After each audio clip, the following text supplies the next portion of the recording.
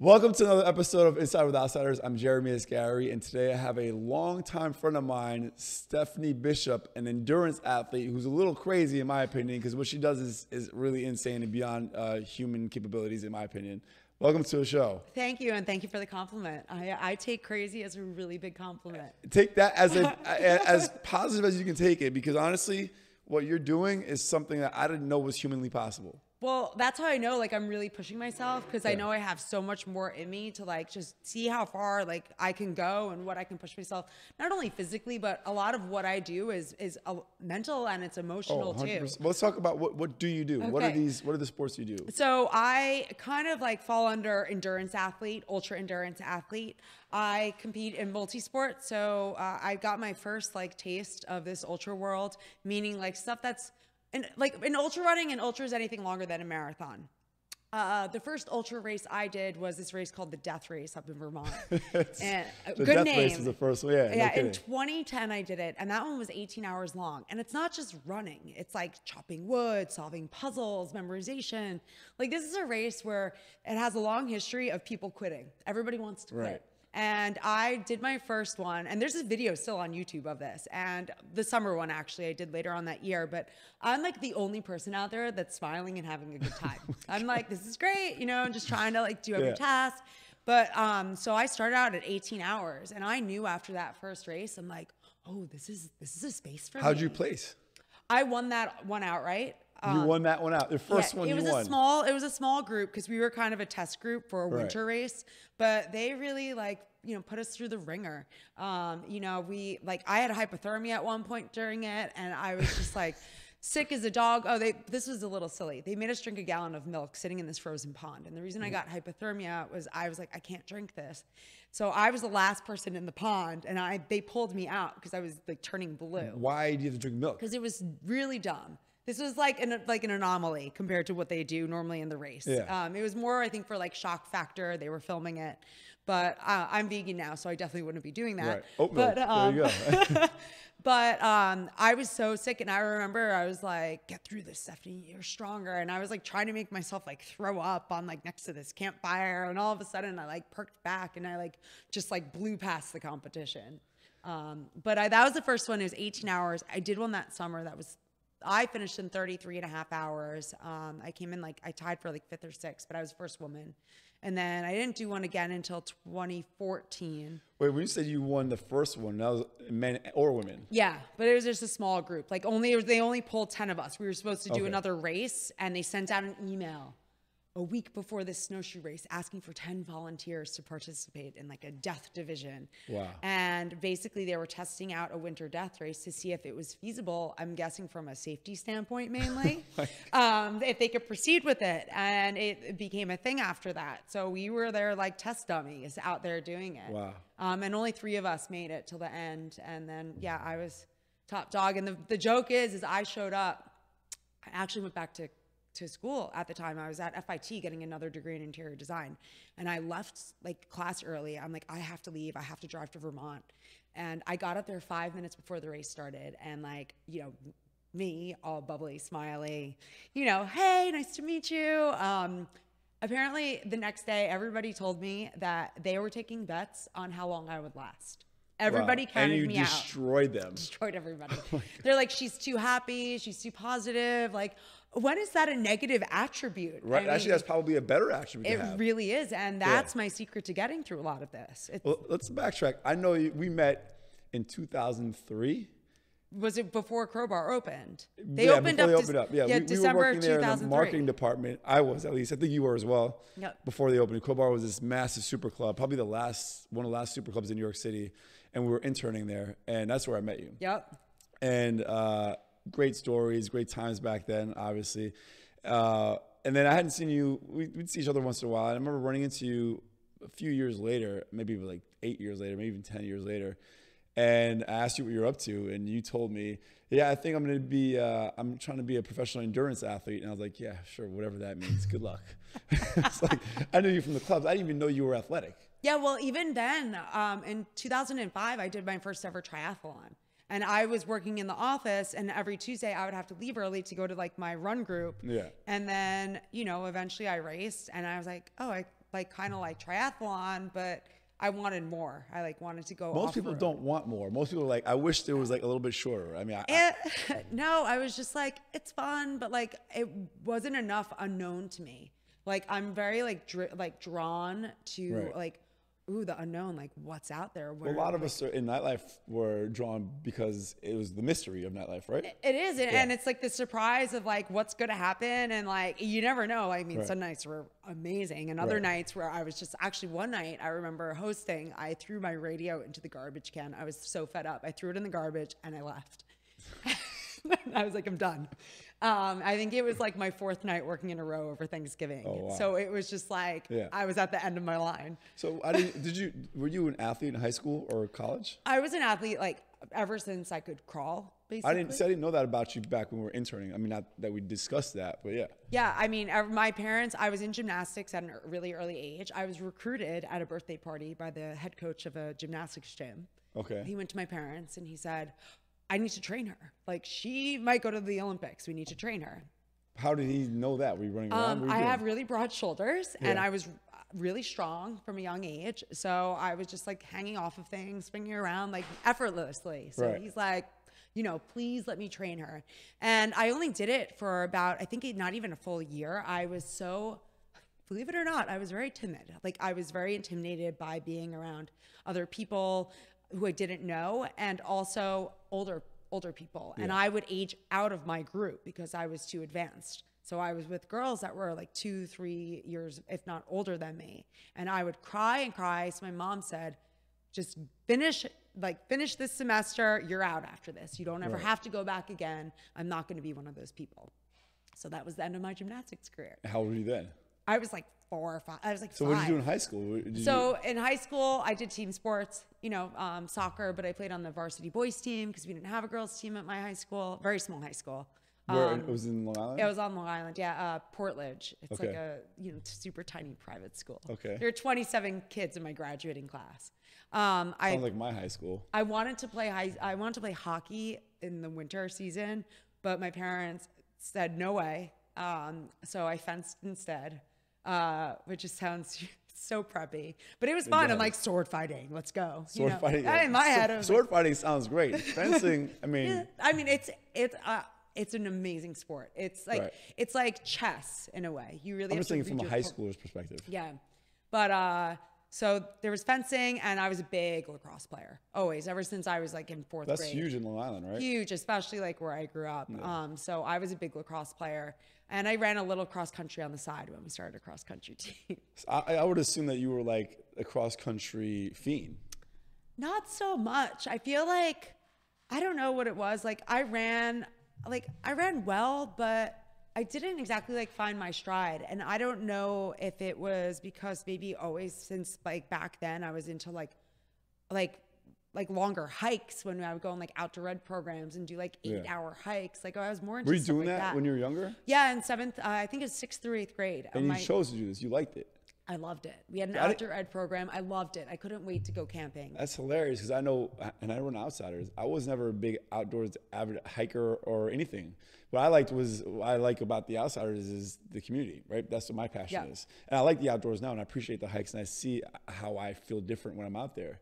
But I was never one to like, can't wait to sign up for a hike in high school. That wasn't me. Oh my gosh, I couldn't I was all about basketball. That was my thing. See, I was always outside climbing trees, like digging like holes in the mud. You know, I just always wanted to be outside all of the time. Do you have siblings? I'm a classic middle child. Surprise, that surprise. Explains it all. I have an older brother and a younger sister. They're about 1.5 years apart from me on either side. Older brother, not athletic. Sorry, Brad. He's really smart, but Brad.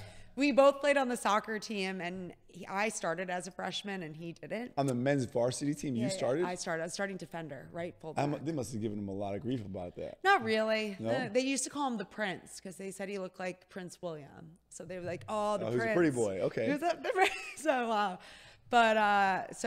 the Prince was fine with that, but he was good at fencing. You know, he was good at fencing. My brother's 6'3". Yeah. I'm 5'7", so he always had a good reach. Yeah. So he was really good at You look like fencing. you have a great reach, even though you're 5'7". So I mean, I guess so. You know. Long arms, broad shoulders. I mean, that's got to help when you're doing I'm these like endurance. try to muscle my way through. I don't have as much finesse as the other fencers. I'm more like brawn. No, I'm guessing it helps with the endurance.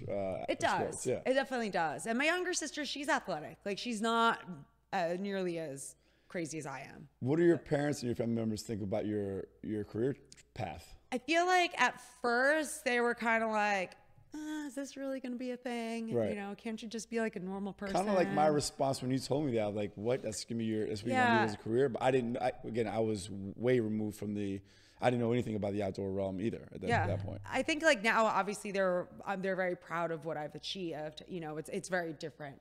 But, you know, I feel like my sister is by far my biggest supporter. She's like my super number one, like from the get-go. I mean, who wouldn't be? I brag about you. Thank you. And I wonder how often do I see you? Once every 10 years? I hope it's not that no, long hopefully anymore. it's more often. But like when I saw you on TV, so you told me you want to be an endurance athlete. And then a year later, I see you on TV having won the world's toughest mudder. Yeah.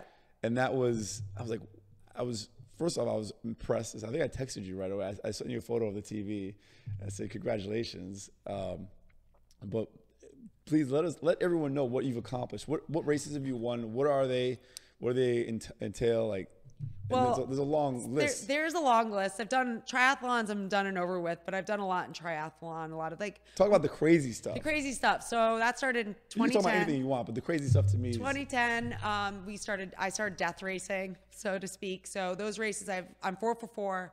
Longest race was 65 hours long. The shortest one was only 18. What was the toughest mudder one? The world's toughest mudder.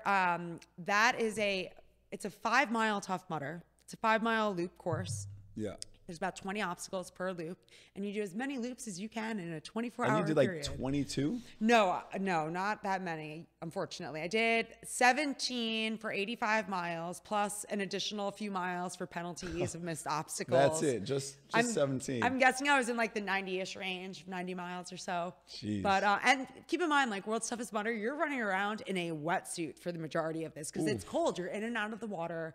I did the one that was in Vegas. So it was like, you're in the water, you're out of the water, the wind's hitting you. So you're running in a wetsuit, maybe some rain gear over that. Yeah. It's interesting. The best part is actually training for that, because you're running around like neighborhoods in a wetsuit and people are like, oh, what are you doing? what are you doing? Were you running around Long Island in a wetsuit? I was actually in Colorado training. So I would go out in like 5 a.m. so nobody would see me. And I was training at my friend Cindy's house. In Basalt, which is like down valley from Aspen. I'd run to the river, like sit in the river, get my hands really cold, go run to the playground, do like monkey bars and other grip strength, and then like run back to the river and sit in the river and like do it over and over. But I felt like I had to do it in the dark, because it was kind of creepy. Even though I'm a woman, it's still kind of creepy. But you also, I mean, the actual competition was at night as well, right? It's nonstop. So that one, it started at noon and ends at noon, but like they do give you an extra, there's like a leeway of, it's like an hour or an hour and a half. If you're out on your final lap, you have until I think it's 1:30 p.m. the next day to finish that final lap. Wow. So like you have I think until 11 a.m. to start your final lap, and then you get a little extra buffer time, but you have to finish the lap or else it doesn't count. So tell us about all the races you've participated in, won, and what do they entail? I mean, it's not just running, right? No, it's all multi-sport. Death race is like, you don't know what's going to happen. Like sometimes they give you a gear list, sometimes they don't. They don't necessarily tell you when it's going to start, and they don't tell you when it's going to end. So that's more like chopping wood. We carried boulders up a mountain one time and had to build a stone staircase up a mountain. I had to do memorization puzzles. I still remember from my first ever one. It's 60947898047167198 616. I had to memorize those numbers at the top of a mountain. You're a robot. You just had to because you don't know if you're going to need it or not. They're like, memorize these numbers. That's all. And run back down to the farm. How many numbers were there? I didn't count. There was, I think, 21 or something like that. Like the human brain, I think, is only programmed, at least here, to memorize, I think, around 10, because that's phone numbers. But I remember, like, I was saying them to myself over and over in the middle of the night in the winter in March in Vermont. And I, like, actually went in the wrong direction because I was just in my head trying to memorize these numbers. And I found my way back on trail, thankfully, because it's winter, so you can see lights. I'm like, oh, the farm's over there. Like, let me turn around. And I was the only person that got the numbers right. I came up with some weird, like story in my head, like how the numbers like work together. The mnemonic device. Yeah, or whatever. some like shit. Yeah, you know, just it's a mind game. So death race is very different. It's off the cuff. I'm done. I'm retired from death racing. Would you say those are the hardest?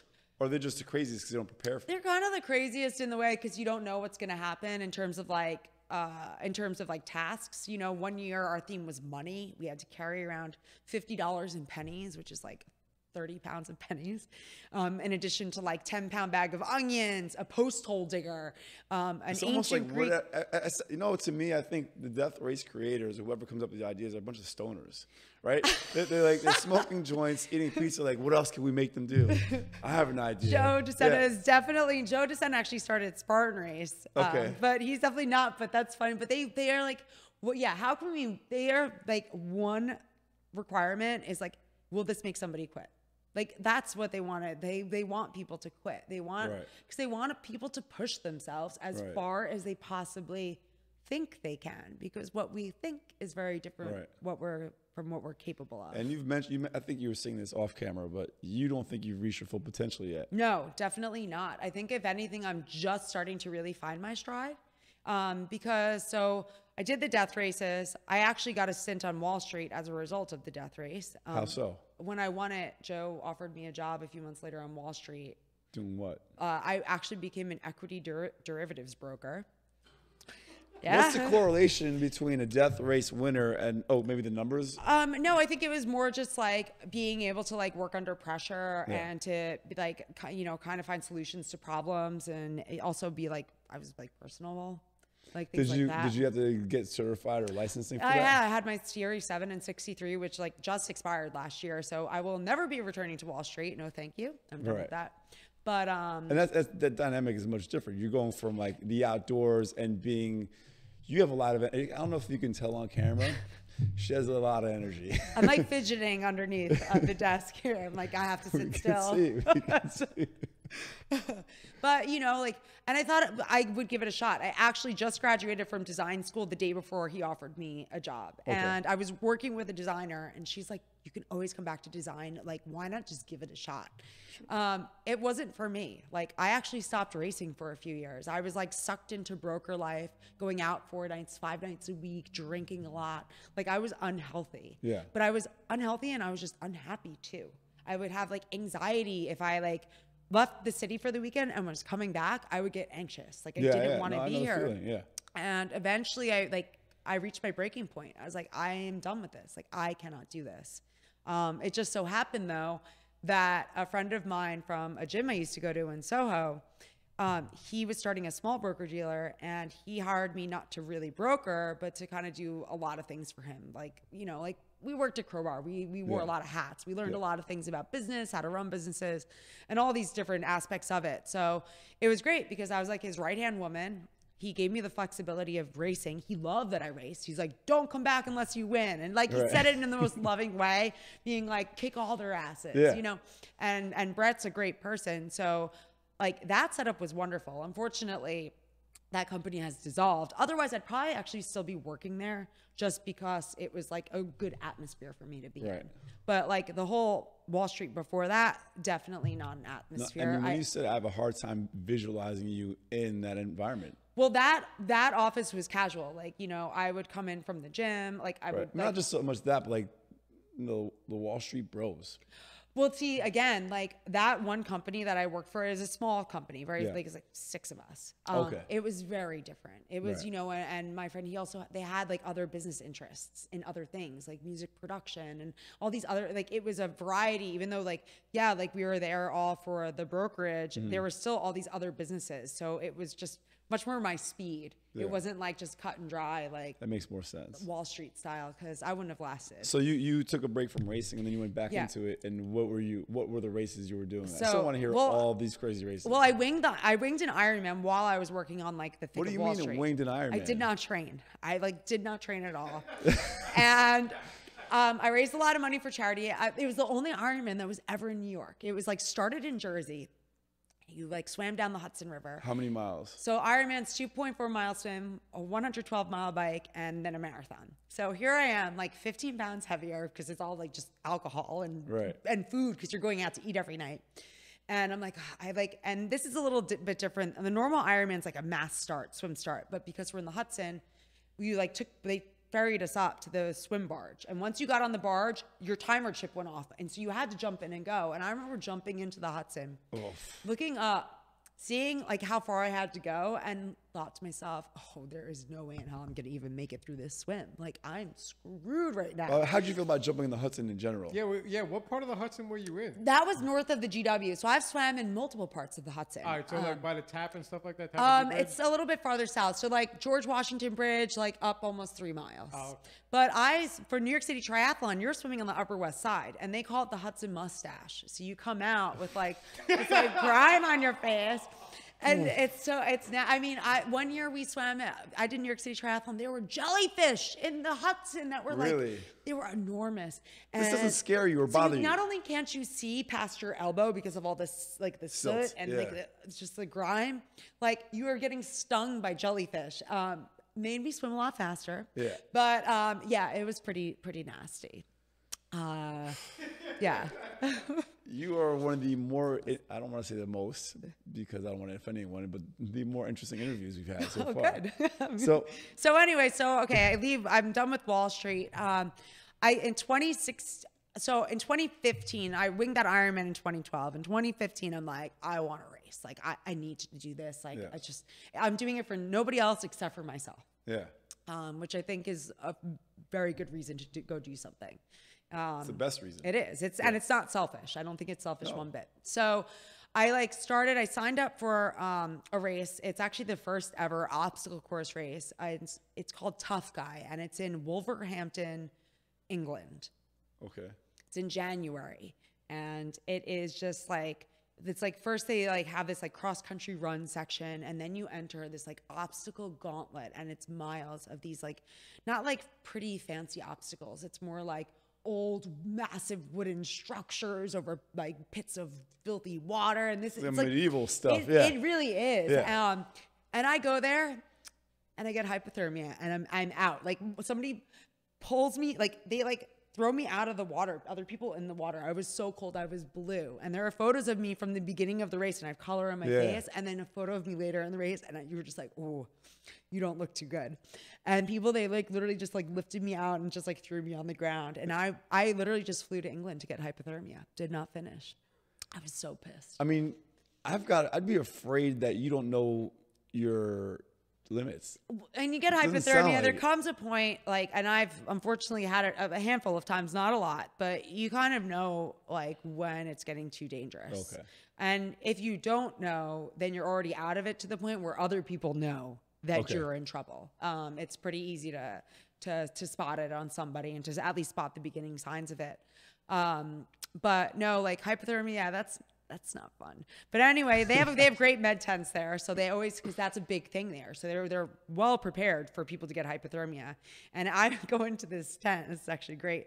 And they give me an old tattered wool blanket, and all these people are sitting in there. It's like a war zone, and they're shivering, and they give this guy next to me a cup of tea, and he's shivering so much the tea just spills everywhere. They have a fire in there burning, and I'm just sitting there, and I'm like, I'm not that bad compared to everybody else, but this is okay, this is an interesting race experience. And I actually tried to go back out on the course, but my friend is the head marshal, and he's like, no way. He's like, you might get a heart attack, all this other health stuff, complications. You have no idea how stressed your body is right now.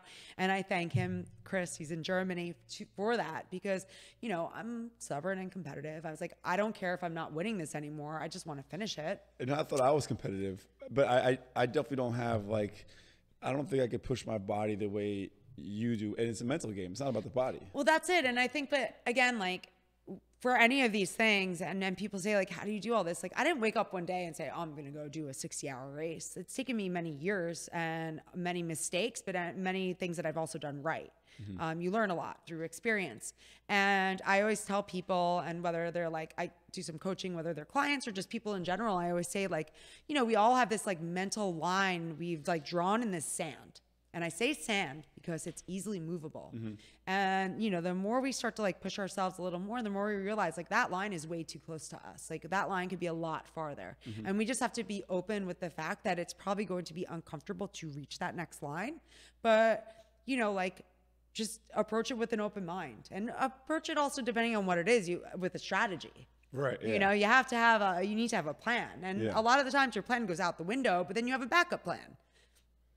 Yeah. I mean, I can't imagine doing, again, my line is right here, right now. So I can't imagine doing anything beyond 5 miles personally. We should go do a Tough Mudder Tri-State But in October. I did have 2 back surgeries, so some things are complicated for me. So we won't, do you have any metal in your body? No. Okay. So you can still do electroshock therapy. Oh, they get electrocuted in the race, right? Yeah, but we can get. I'm gonna do a quick tangent. In World's Toughest Mudder, they actually had. I don't know if they still have it. It was so much fun, and I'm laughing. They had Operation. They called it. So you stand in a puddle. You have a huge metal pole, and you have to put the metal pole through this like little metal lined ring, and it is electrified to like hook off a shower ring off a wall behind it and like pull it back. Even if you get shocked, as long as that ring comes back to you, you're good to go, and you don't have to run a penalty loop. And I remember I got like shocked in the middle. She's smiling while she's recounting this story? Funny because it's just so funny. Like I got shocked in the middle of the night, and I was like, "Ooh, it's like a like a shot of espresso. Like just woke me up. You know, I'm good to go." That's what it's like, a shot of espresso. I mean, it's quick. You're like, yeah, like you know it might happen, but they don't turn it up that high. But anyway, so, okay, back to the racing. 2015, I DNF'd my first race back. I'm like, all right, great start to the year. I started to race, like get into like some other smaller obstacle course races. And I was doing okay. And then I actually wanted to go to World's Toughest Mudder that year. And that summer, I rolled my ankle at a race. And I raced on it again 2 weeks later. I rolled it again. Oof. And I rolled it a third time, and that was like to the point where I couldn't actually like run because I was stubborn, and I should have seen my PT immediately. And he gave me an option that fall, and he said, you can go run World's Toughest Mudder if you want. We can get you ready for it, but you may race at 75% of like what you have from now until maybe forever, or you can sit this one out. You can listen to me, stop running until I tell you you're allowed to run. I don't know how long that's going to be. And that, for me, that's like, oh my gosh, right. It's scary. Yeah. But we can get you to 100%. And you can be like, have a healthy, like good career. And you know what he also said? And I said, well, I'm getting old and this and that, like ageism, stupid. And that's a big thing. Well, I was going to ask you about that. I know we're similar in age. You know, do you mind saying your age? I'm 38. I feel better now than I did in my 20s. I feel stronger now. I'm 38. I thought you were closer to my age. I'm 42. Yeah, no, I'm 38. I actually feel faster. I feel stronger. I feel way more like well-rounded as an athlete. And my PT said, well, all those years you spent drinking on Wall Street, he goes, you saved your joints. He goes, you didn't do anything to really that's not what I did. Hurt your joints. I was active and playing sports in the gym since I was 16. Yeah. I never stopped. It was sporadic for me during Wall Street. I'd like have like little like bits where I'd like be at the gym for a few weeks, and then I'd like stop going, or I'd just go to the gym and walk on the incline with like a weighted vest on. Right.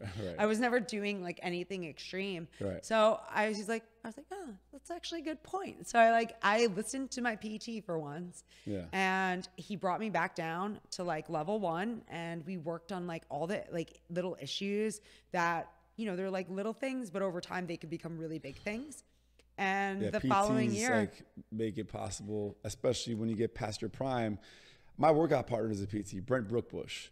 I think some of you guys know him as well, but I'm blessed to have him as a workout partner. Yeah, you certainly are, because all my friends that are PTs probably hate the amount of texts that they get from me. Well, he's like I got an educational platform. He's no longer really a PT, but he still has that. He knows. I mean, he studied it. I mean, it's his knowledge isn't going great. anywhere. I tell you, like, my body breaks down every other month, right? And I work out with him, so he'll like tweak whatever he needs to tweak, and I'm back up and running. Yeah, for me now, like, knock on wood, I'm gonna knock here on this desk.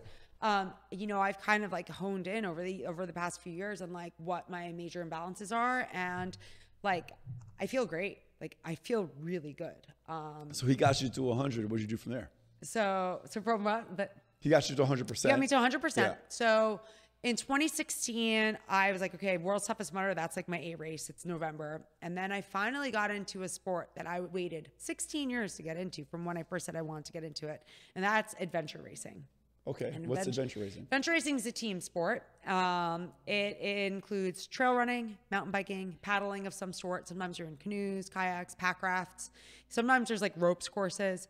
But the object is your team has to find checkpoints on maps using just the maps and a compass. Sometimes you have to plot your own points. They just give you coordinates. And sometimes the maps come pre-plotted. But your team moves as a single unit.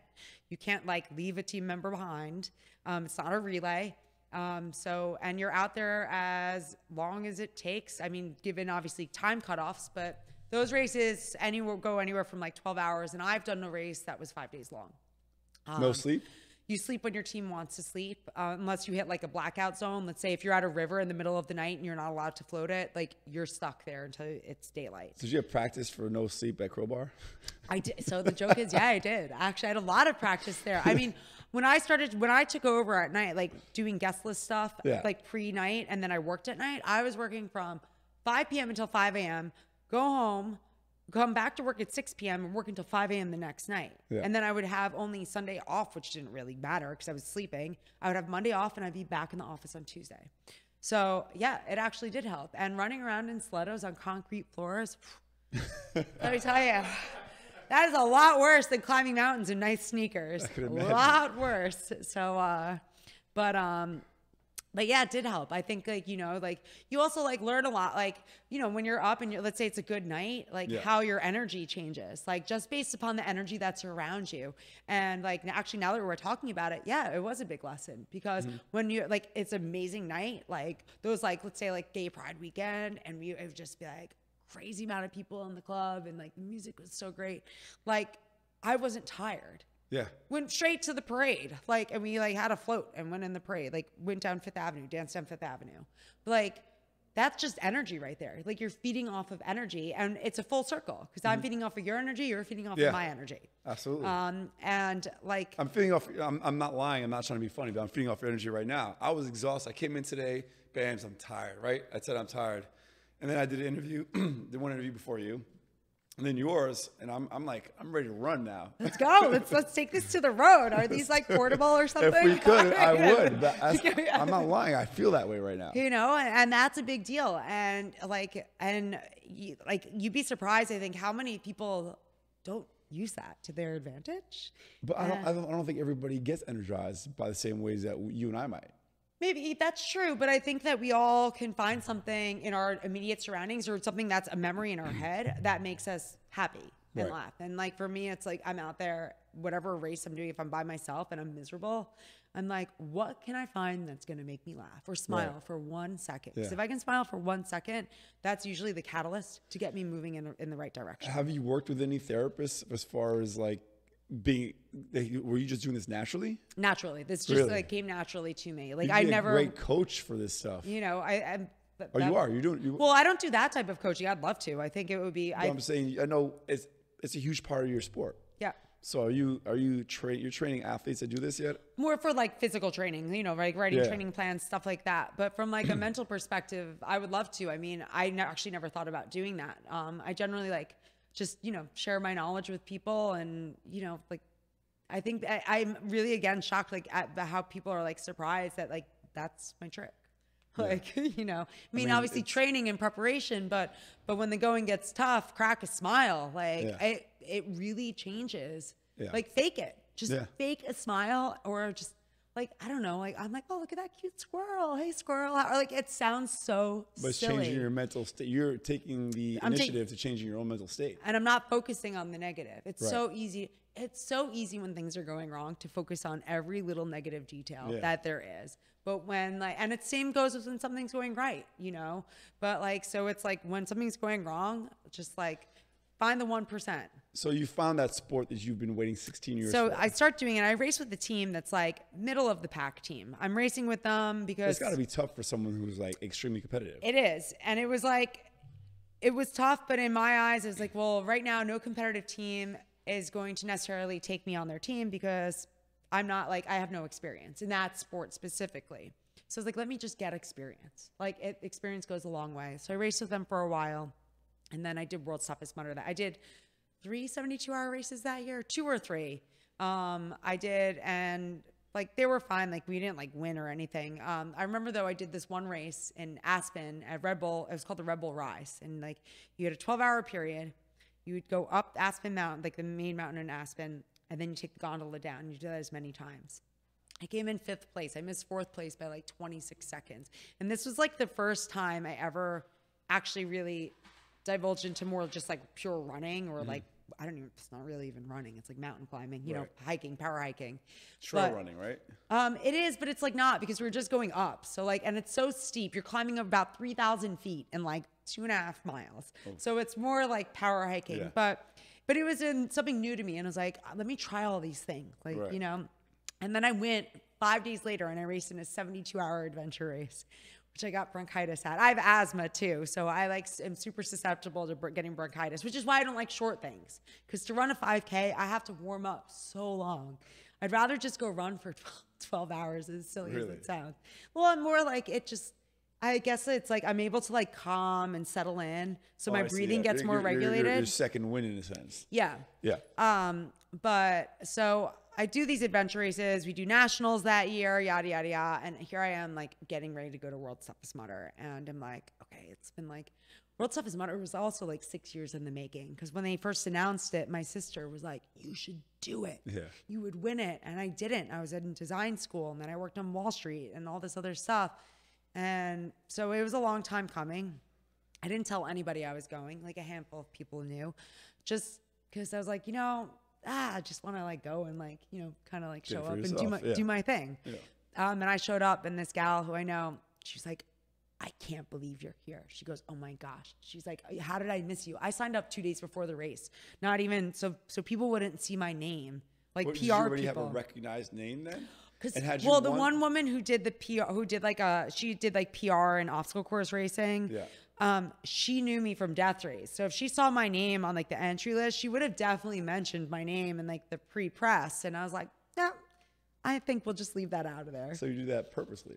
I did do it purposely. It also allowed me to focus. Yeah. You know, like I just like, I love talking to people. So I didn't want to like waste time talking to a lot of people like who are going to maybe possibly message me and be like, oh my gosh, you're doing Worlds. I'm so excited. Like, which is great. I love the support. But like when I go into like training mode, I go into training mode and I just feel bad about not responding to people because it's rude. But like, I also need to be in my training vortex. Yeah, I can understand that.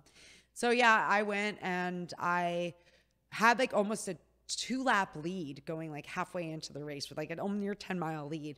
And then I succumbed to some dehydration issues from earlier in the day. Way worse than cramping. Like any type of nutrition was coming straight out of me. Like I was like getting like sick, like ready to puke. I was because like, I don't want to eat. So sometimes like when you get dehydrated, your stomach just like doesn't like function well. So it was like, for me, it was due to dehydration because it was about 80 degrees during the day. And then I was just like, you know, running not as hard as I could, but I was like working and I wasn't taking in enough liquid during my pit stop. So it's like you go in like NASCAR, like you have your pit crew, you like come in after 5 miles. And if you're competitive, your crew knows exactly what you need. Like they're either like one person maybe throwing on a wetsuit on you. The other one's like changing your shoes. The other one's like shoving food in your mouth. And like in like a minute, you're back out on the course. You know, it's quick because that time adds up. Yeah. But so my crew was in like, they were in like, okay, we need to like make sure you're like, you have to come out of this, because I didn't know that I had a big lead at that point. My crew, I told them purposely, I don't want to know if I'm ahead, if I'm like in first place, fine, let me know that, but lie to me like where second place is. Like tell me they're a lot closer than where they are. Like I don't want to know if it's a big lead or not. And I thought like second place was like right behind me. Little did I know I was like, I had a really big lead, which thankfully I did, because I ended up walking almost 2 loops. They actually gave me a chaperone, a friend of mine who was racing, Scott, because they're like, she's going to run. Like, she can't run right now because she can't get in nutrition. Like, she needs to slow down to get her body, like, balanced again, so she could take in nutrition and hydration. So they gave me a chaperone who was running the race, and he's like, I'll walk with her. I'll make sure she doesn't run. A few times I tried to run away from him, and he got so angry. So I, like, stopped. I, like, you know, like, fine, I'll walk, and, like, did a little bit of that. But eventually, like, I felt good enough, and I, like, just hauled ass and, like, left him at one point. I was like, peace, I'm done. Like, I'm good. I feel good now. Let's keep on going. So yeah, so that was kind of like the start of, like, reintroduction for me of, like, back into, like, endurance and being like, oh, this is great. You gotta let us know. Did you win that one? Yeah, I won that one, of course. Okay. That's what you saw me on CBS. That's the one you won? Yeah, okay, that's the one I cool. won. Yeah. So unfortunately in 2017, I raced a lot. I did adventure racing. I went to the Adventure Racing World Championship. That was the race where my team was out there for 5 days.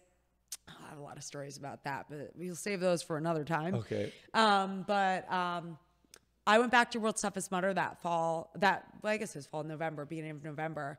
And I went in with an undiagnosed hip, like, blip, we'll call it. Well, I wasn't sure what it was because I was training in Colorado. I was getting pain in my hip. I, like, went to the hospital there. They only did an x-ray because of my insurance. They couldn't do an MRI. I had to fly back to New York. My orthopedist was on vacation in New York, so I actually couldn't see a doctor for, like, weeks. So I said, well, let me just stay here, do, like, you know, do PT. I, like, rehabs. I didn't run for 6 weeks before World's Toughest Mudder. I, like, biked, and I felt okay going into it. And I told my hip, give me 100 miles. I'll take you on the most amazing vacation afterwards. So basically, I got 25 miles in, and I couldn't walk. I fractured my hip. That's what happened. Ooh, what was wrong with your hip in the first place? I had, like, an edema. I had, like, stress fracture, but it was like an edema, which you know, I sealed the deal and made it a proper stress fracture, which was misdiagnosed actually right out of, like, when I got back home. And I wasn't on crutches for about 4 to 6 weeks when I should have been. That was fun. So anyway, like, earlier that year in 2017 was actually a rough year. Earlier that year, I was trying to set a record up in the Adirondacks to climb the 46 high peaks of the Adirondacks in the winter. Mother Nature dumped 4 feet of snow in the middle of that effort. I drove my body into such a deep hole. It took about 4 to 6 months to be able to eat properly. Like, I got sick every time I ate. Oof. Straight up, like, just exhaustion. So it's fair to say you don't know your limit. So, well, I guess that. I mean, kind of. Yeah. You couldn't eat for 4 it's to 6 debatable. months. But yeah. Anyway, so 2017 was rough. 2018, I don't really recall if I raced much, but, you know, like, recently I'm, like, trying to think, like, what races I've done. Like, I'm more like, it's 2021. So there was COVID in 2020. Yeah.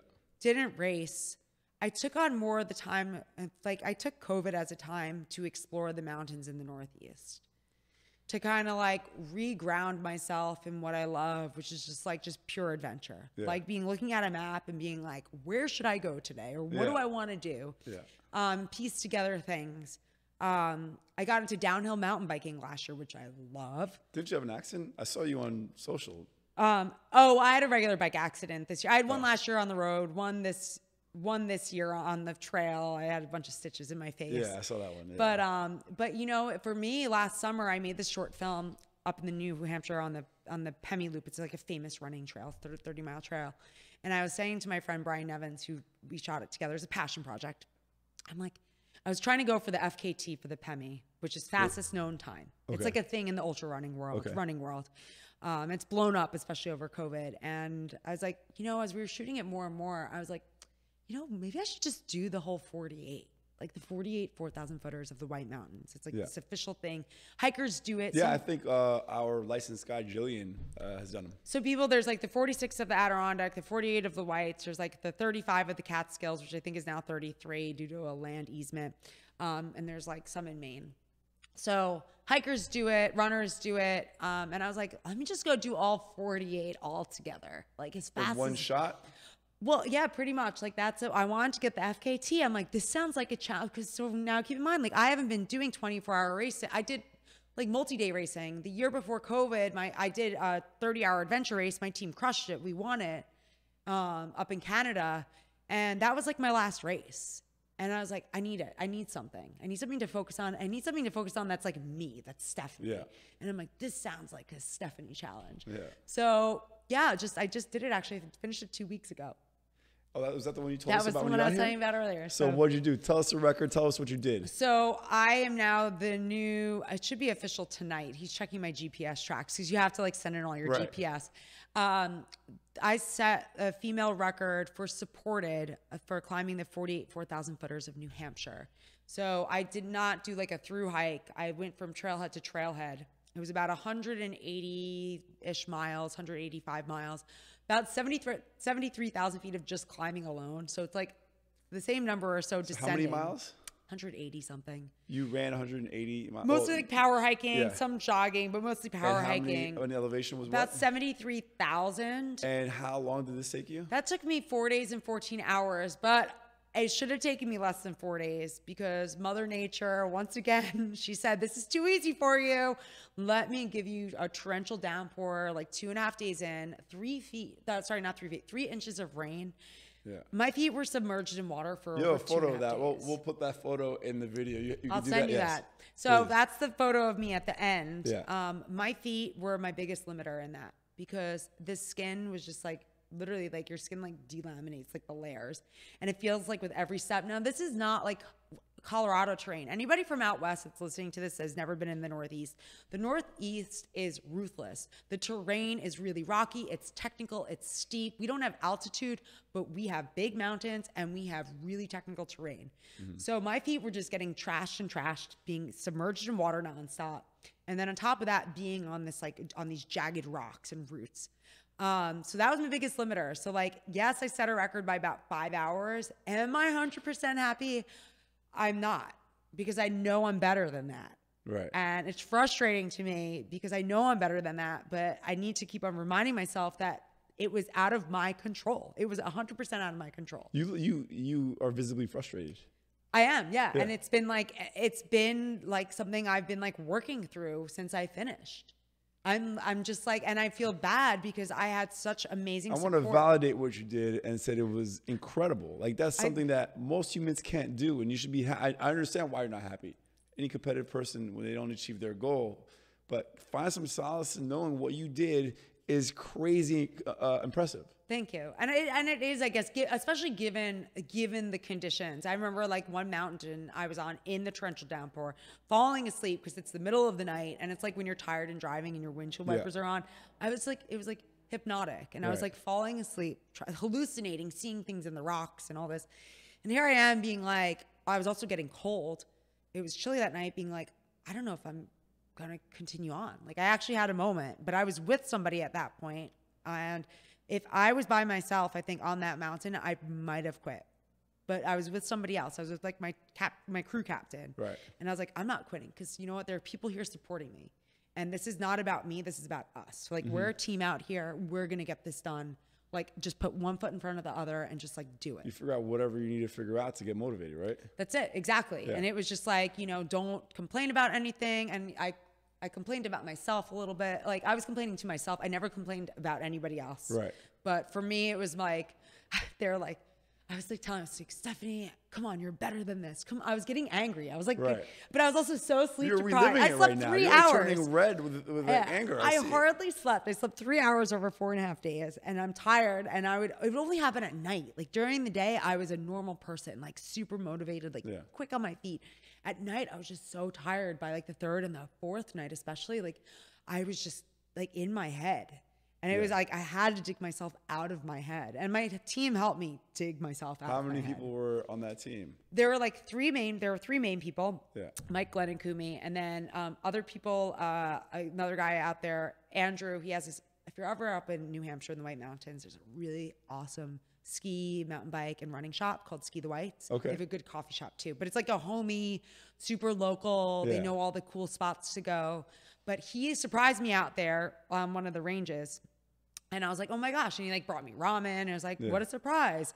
You know, it was cool. It was like a good pick me up. But like my main crew, And then there are also Brian and Brian the photographer, and then his other friend Brian, and they both like were out there supporting me as well. So like I had a solid crew out there, and then they also kept on feeding me info from like the outside world. They're like, you have no idea how many people are following you right now. So you carry, I had a live tracker on me. Okay. So you could go on to like this on a Garmin website, and you can follow my blue dot. Like it pings. So you worked with Garmin as far as tracking? Well, for that's like an inReach. It's like a satellite communicator, so I could text my crew. And for live tracking, I do it for safety reasons. There's even an SOS button on it, like if you need it. If so you're it's like, not like people using Strava. This is actually so official. that's like legit. Like if there's an issue, I use it if there's an issue. Like I can be rescued.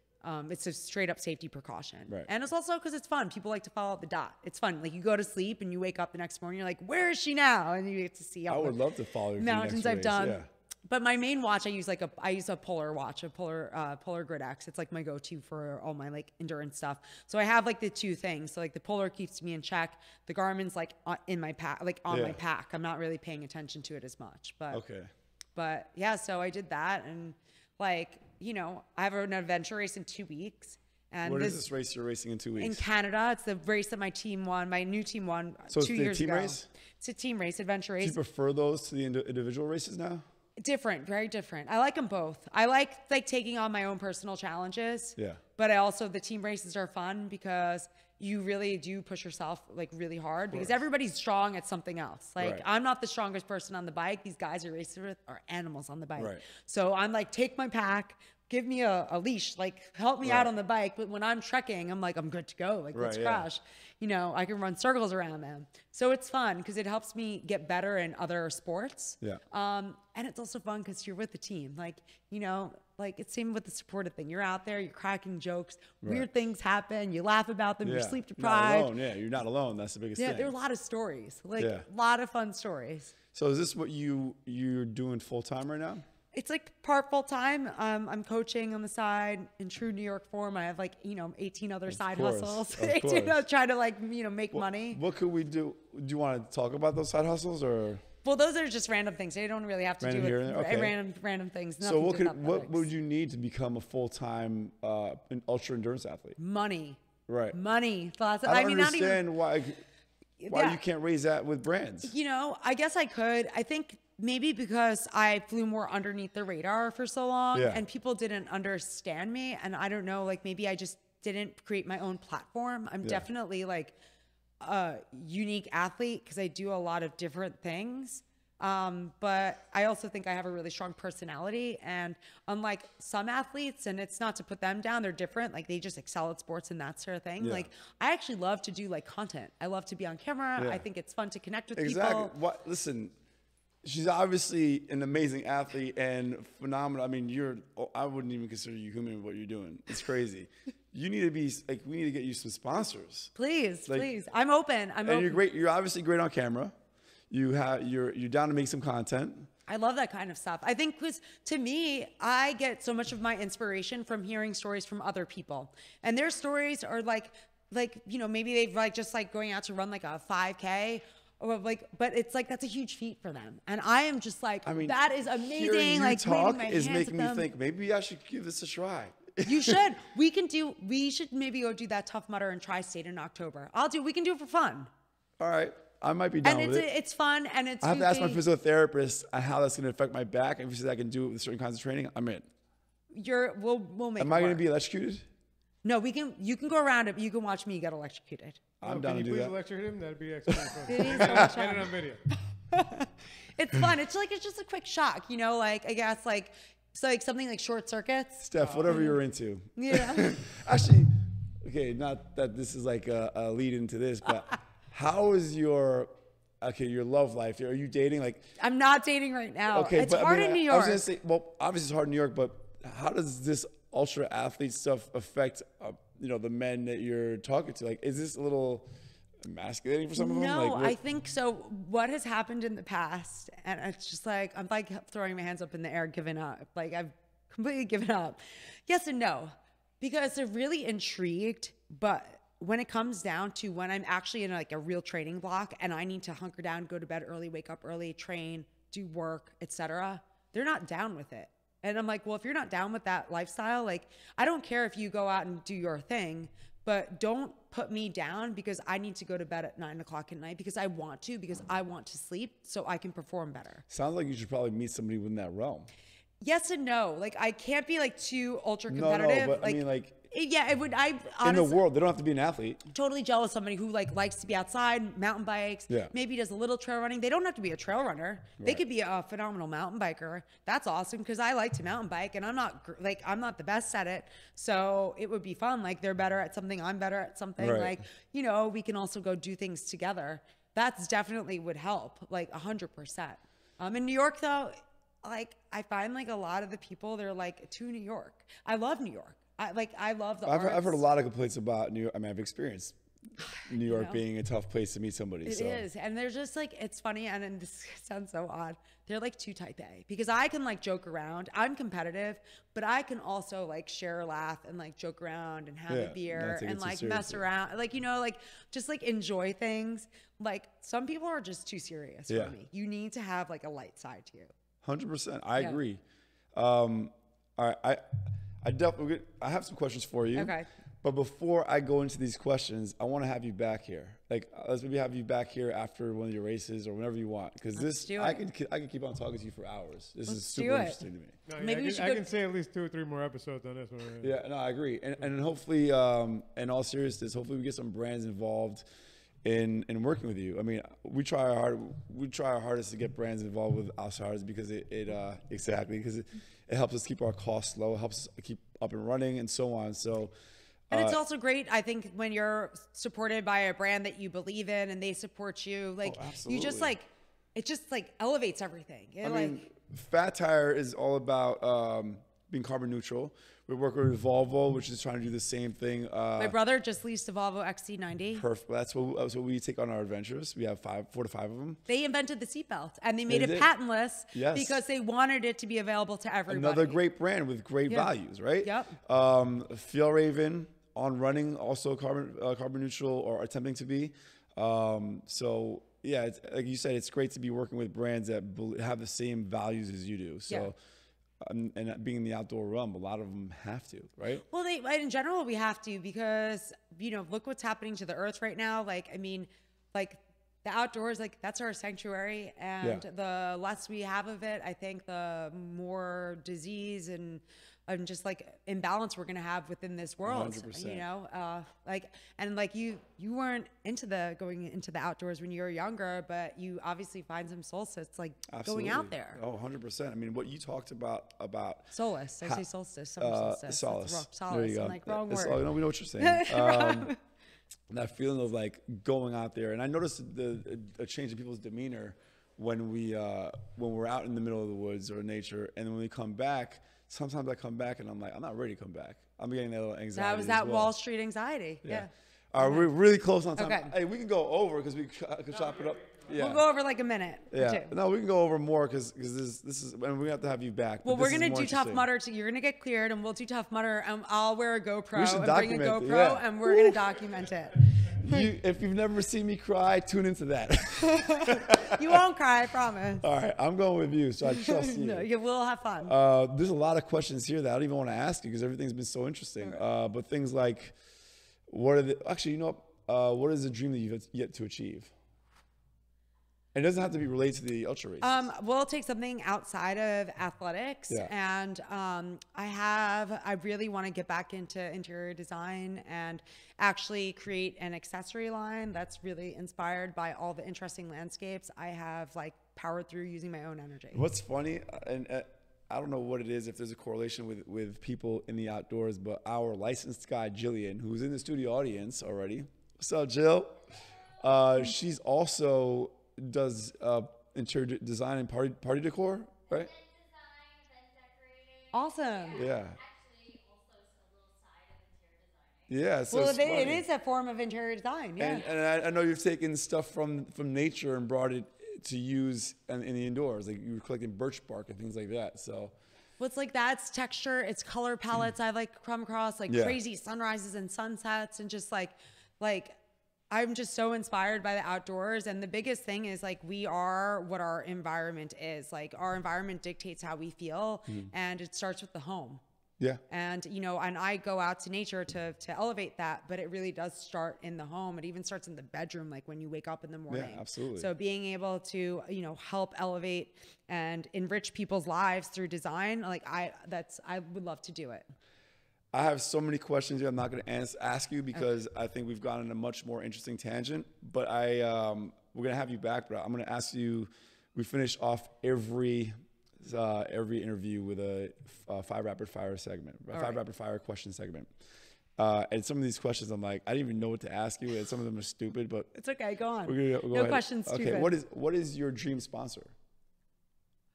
Red Bull. Red Bull. Okay. Red Bull, because they honestly, like they are just encourage the like no idea is too big. Right. And I love that about them. Yeah. And, you know, they really encourage people to, like, their athletes to get out there and, like, go way above and beyond what they ever think is ever possible. And they make it happen a lot, like, most of the time. As a brand, they are really the brand of, like, extreme sports and all this crazy stuff. I love their creativity, and they're willing to go the extra They really mile. are. Their production team is next level. Yeah. What's your vice? Oh, I don't know if I have like a I mean, if I had to call it, it's ultra endurance marathon. Yeah, I mean, I don't know if I have a vice so much anymore. Like, I don't know. That's a tough one. Yeah, what's your vice?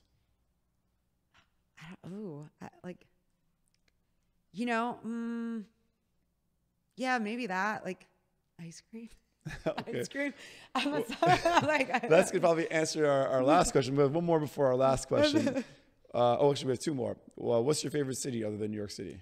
That's a tough one because I've gone to some really amazing really remote places that I love.